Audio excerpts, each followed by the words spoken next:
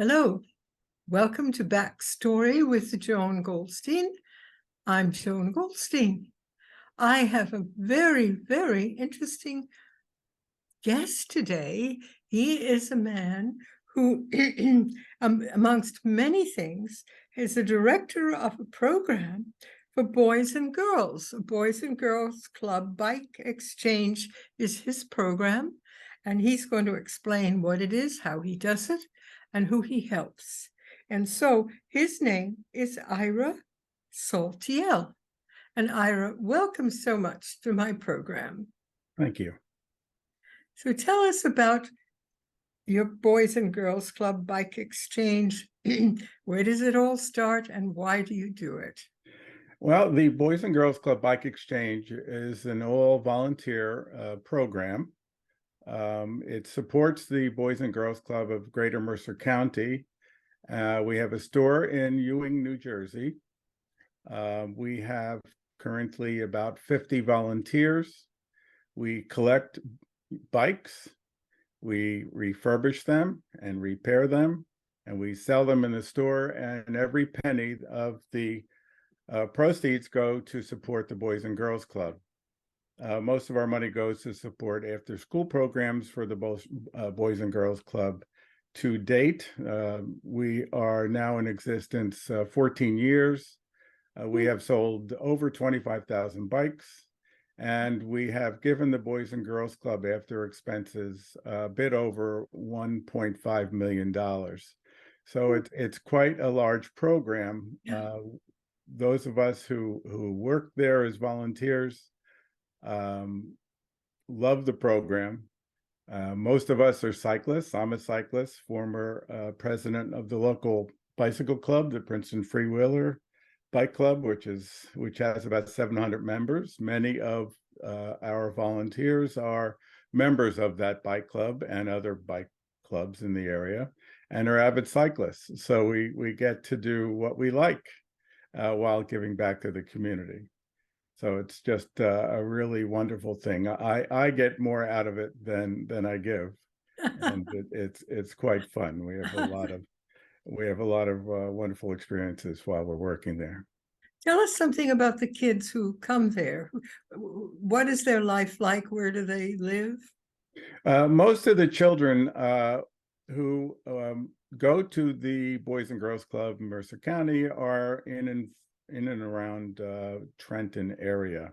They take care of about 700 kids. They have a lot of different programs for these children. They have a STEM program. They have a summer camp program. They do vocational training, including what we do with interns from the Boys and Girls Club. We train them in bike repair and how to work in a store. There are also sports programs and many other things. They get these mostly inner city kids off the streets and into a wholesome program away from school. What brought you to this? What made you want to do this? It had been on my radar. It had existed before I retired. I'm retired now about 13 years. I've been working there about 10. I've been in charge of it about 7 years now. I wanted to give back to the community. I also wanted to do things with cycling, since it's one of my passions. And this filled both of those requirements very handily. Giving back was something that I wanted to do for a long time, and I thought it would be a really good way to handle my time as a retired person, and this certainly has filled that requirement. Yes. When you're giving back, what do you think what do you find that the young people or the students are getting from it? What do you see? Well, we're getting bikes into the hands of not only children, by the way. We sell adult bikes. It's not just for children. We sell all kinds of bikes and all kinds of price ranges, from $10 up to could be $1,000. But those $1,000 bikes could have cost $5,000-$6,000 when they were new. So we get bikes into the hands of people from the inner city children who wouldn't have the ability to purchase a bike at a full price. Our prices are maybe a third or 20% of what they would be new. Adults, many adults in and around the Trenton area have no other form of transportation besides a bicycle. And we sell many bikes in the $100 and less price range to adults so that they can purchase a bike. And they use it for basic transportation to get to work, for instance. So that's where most of our business comes from at this point. In addition to that, we donate bikes to various organizations throughout the year. It would be somewhere between 200 and 300 plus bikes a year. We'll donate to inner city, mostly children. It could be from Trenton. We've done it in New Brunswick. We've done it in Perth Amboy. We've done it in Camden. And several other cities and other programs that teach young children how to ride bikes. So that part of it is very rewarding as well. Didn't you also mention to me that you have a program working with prisoners in one of the prison areas and having them help you with this? Yeah, we have a couple of volunteers who work with the Department of Corrections in a facility called DEPCOR. DEPCOR is the place, it's a warehouse located in Trenton. And they warehouse things that supply all the prisons in and about New Jersey. In addition, that's where they used to make license plates back in the day when they made license plates in the prisons. So we have some inmates who come in, mostly young men. They're all men at this facility. Young men who come in and they're working in the warehouse, but we have our volunteers who work with them and teach them bike repair. And they've been very helpful.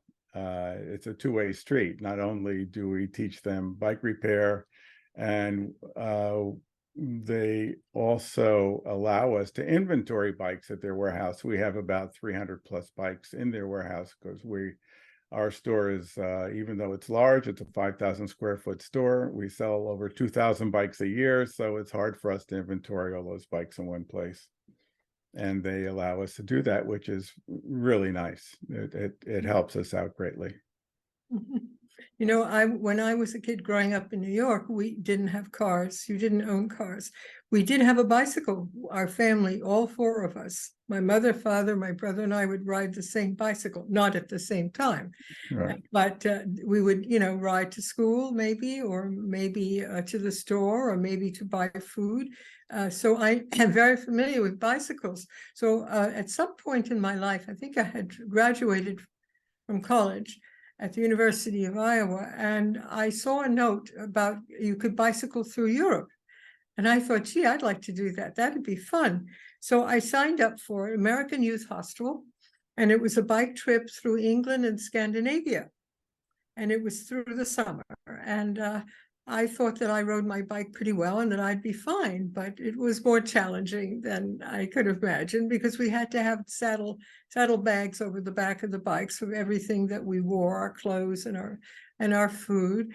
And it would be pretty tiring because we'd be biking all day long just to get to the next youth hostel, right, where we would stay overnight. And but it was an unforgettable experience. And I did have an encounter. I did have an accident, and then the British Army on maneuvers found me on the road and took me to a hospital. And I spent a week in a British hospital before they released me. And I went back and found my youth hostel people and started biking again. So that was an adventure in itself. Yeah. So I know what you're talking about. Yeah, that's quite an experience. We have one of our volunteers just completed an unsupported bike trip with, just as you did, that is with panniers, with holding all his clothing and tent and everything else he would need. He went from Key West, Florida to the top of Maine. Woo. Over 2,500 miles. and he wrote a whole big a blog about it, detailing his daily experiences, and it was quite something to read. On my bucket list when I retired was going across country on a bike, but I dropped that from my bucket list. That'll be a little too ambitious at my age at this point. Yeah, it's quite an adventure. I agree. But does it also help people to go together and to join a group and interact with each other? Does it create more community than perhaps riding in a car? It absolutely does. I've been involved with the Princeton Freewheeler Bike Club for the past 25, 30 years. I lead rides for them, and many of the members of the clubs are now my closest friends. Even with my wife, who does not ride, we socialize with many of these people. These rides can take anywhere from 3 to 4 hours. We normally go out for 30, 35 miles and takes several hours to do that, at which time we're on quiet roads throughout central Jersey. Surprisingly, New Jersey has some of the finest cycling roads around. It's hard to believe in a state that is so densely populated. But if you go east of Princeton on the other side of Route 130, you find very flat roads and very quiet roads on farmlands. And if you go west, you can get all the hills from the Sauerland Mountains and the Adirondacks. So there is plenty of time to talk and socialize during the ride. We also I find it much safer to ride in a group than riding by yourself. There's safety in numbers. If something would happen, there's somebody there who can help. If you get a flat tire or a mechanical, there's normally somebody who can help with that. And it's just fun. It's fun. You're a kid again. You're a kid again. In fact, what got me into cycling as an adult, because I rode a bike as a child, as you did, in 1979, a movie called Breaking Away came out. And I saw this movie about a young boy who was enamored with cycling. And that just got me started in thinking about getting a bike. My children were only a couple of years old, and I was able to get out and bike. And from then till now, it's been a big part of my life. Amazing, isn't it? Yes. You also said you had some stories to tell about people who got into biking through your program and things changed for them in very good ways. Well, yeah, that's interesting. We've had a lot of inspirational type stories that occur at the store. A couple of years ago, a husband and wife came in, and they were looking to get a tandem bike, that is a bike with 2 seats. And they wanted a tandem because his wife was blind. There was no way for her to ride unless she was on the back of a tandem. And we happened to have a bike that was worth several $1,000s new, probably about $3,000 or $4,000 new. And we sold it at a tremendous discount. I even gave them an extra discount just to get it into their hands. And that was, I could see the smiles on their faces as they took that bike out for a test ride, and that was wonderful. In addition to that, during COVID, we do a lot of things with the Trenton High School students. One of the teachers there approached me during COVID and said he has a lot of students, high school students, who have trouble getting to school because during COVID, many of when they were in class, many of the school bus drivers wouldn't work. They didn't have enough school bus drivers, and these kids had no way to get to school. Could we do something? So we worked out a program. We had 13 kids at a time come into the store. We gave them training on rudimentary bike repair and bike safety. After that, we had them go to the local Boys and Girls Club building, and we tried to recruit these kids to get into the Boys and Girls Club. And when they came back to the store, each of those children received a bike, a helmet, and a lock for free. And that was quite something. I almost get emotional when I think about it, because a lot of these kids never owned a bike before, and it gave them the freedom that they didn't have before. And we did that about 3 or 4 times. There were about 35 or 40 kids who went through that little program that we did. That teacher is just quite amazing. A couple of months ago, or about 2 months ago, that same teacher came in with 3 students who are in the swimming program. And when you're in school, in high school, when you're on sports team, normally there's not a way to get home, because the buses don't run after a certain hour. These kids had no way to get home, so he bought them 3 very nice bikes. And these kids were incredibly appreciative. In fact, he told me a story. We sold those bikes on a Thursday, and Saturday, he gave me a call. He said, I have to just tell you this story. I found one of the students in the schoolyard with his bike next to him, and he was sobbing a little bit, and he went over to talk to him. He said, why are you so upset? He said, I'm not upset. I'm just happy. I've never had a bike before. I never had the freedom that this bike affords. And that kind of thing really keeps us going. And he's just an incredible man who does a lot of things for kids in the schools. There must be a lot of people like that, but I got to see that firsthand, and that was quite something. So there are people out there like you, people who care about others, who want to make people feel happier or better about their lives. What do you suggest to people? Do you think people should be doing more for each other, or do you think that we need to be more aware of how we can help those who have less than we do? Yeah, absolutely. It doesn't take much time. I put a lot of time in because I like to do it, but you don't have to do this 24/7. And for what you can possibly give, you get much more back. And there are a lot of organizations and things, places around where you can donate your time and feel good about it and do so much good for the community. It's just incredibly rewarding. I think that it'll just make your life more fulfilling as well. It certainly does to me and our volunteers. Some of them, those bikes that we gave away to the high school students, they were funded by one of our volunteers who anonymously donated several $1,000s to allow us to give away those bikes. So it was quite something, and he just did it quietly, didn't want anybody to know about it.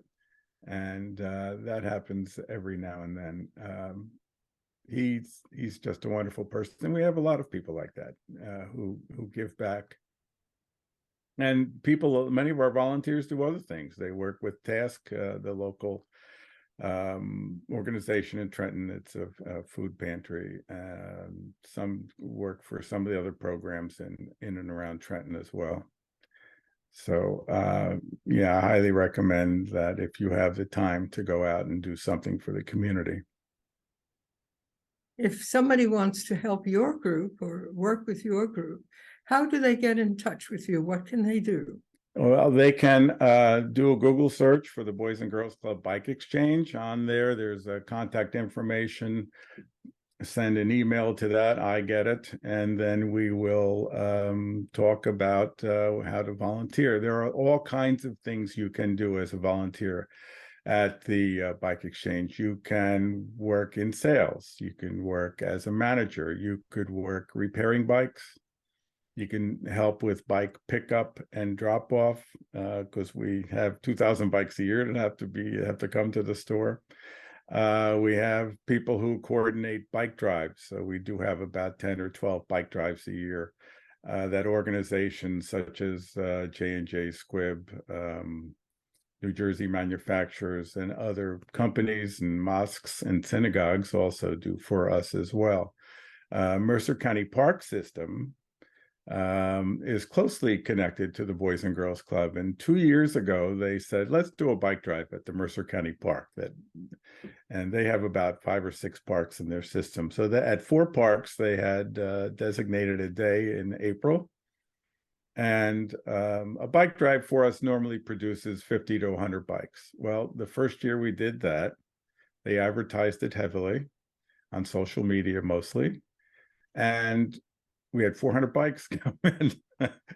400 bikes. We never had that many at one time before. It was quite something. So that's how we get the bikes, and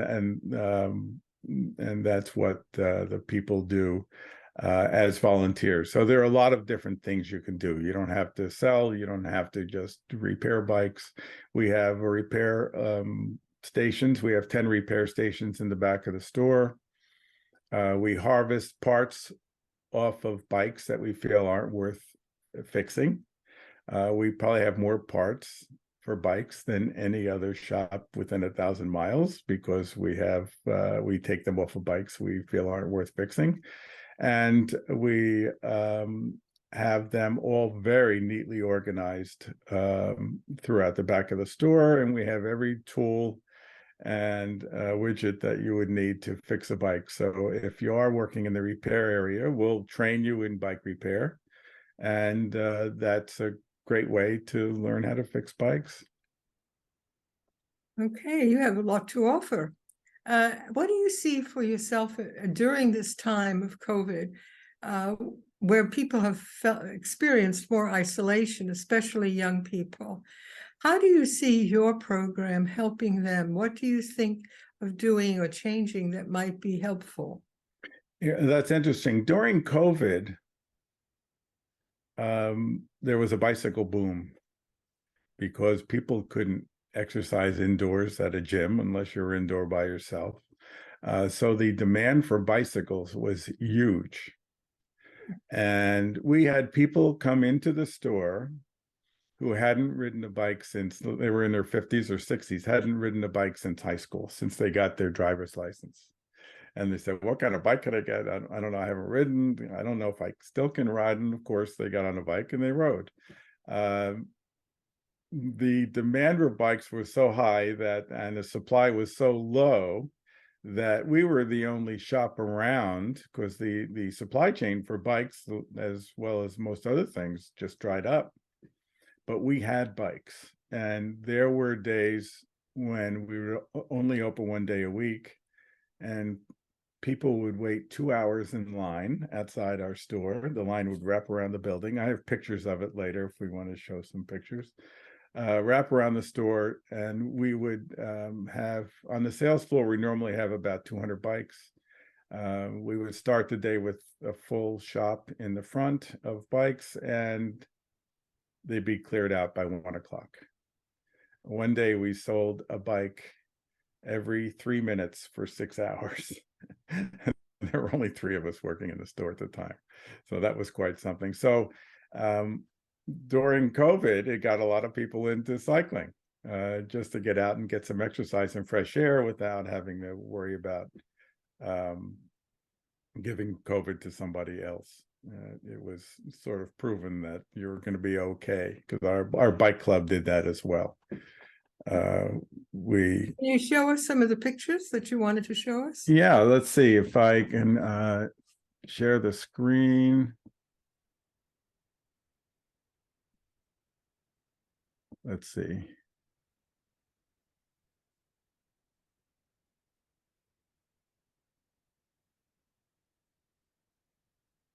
So I'll go through these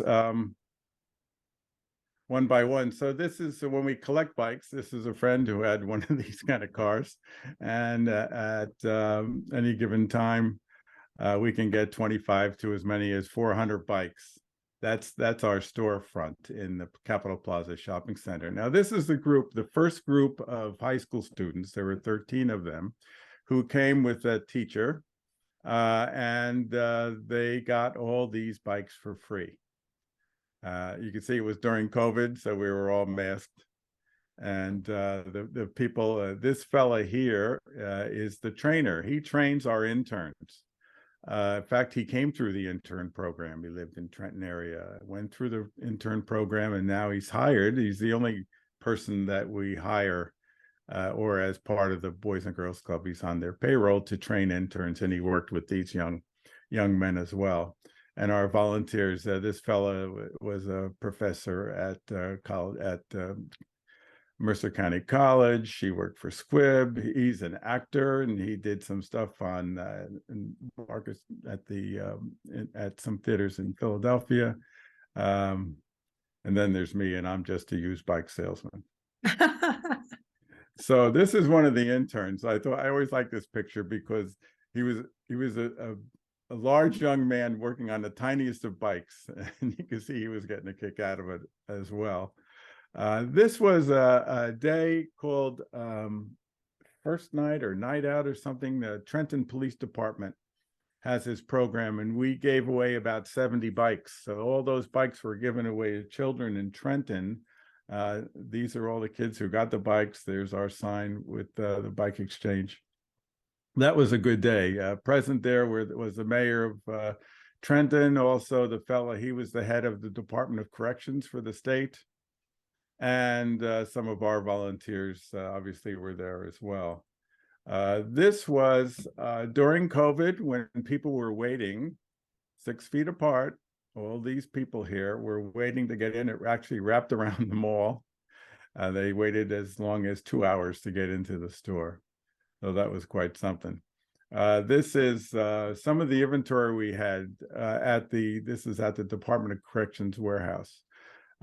This company, Zagster, donated their bike share program. In fact, they did exist in Princeton as well.